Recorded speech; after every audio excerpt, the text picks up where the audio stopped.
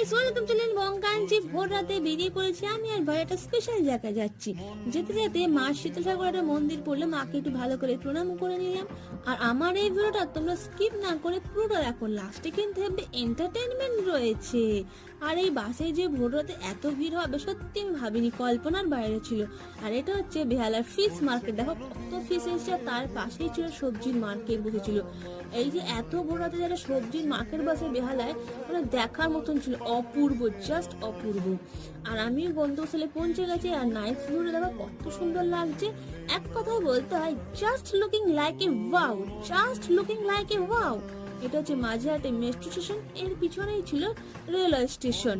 আর আমরাও ট্রেনে উঠে পড়েছি। আর সুন্দর এই ভিউটা দেখো কত সুন্দর লাগছে, কুয়াশা ঘেরা, একদম অপূর্ব। আর আমরা যাচ্ছি শান্তিপুর। আর কি করতে, তার জন্য তোমাদের পার্ট 2 দেখতে হবে। একটা সাবস্ক্রাইব, লাইক করে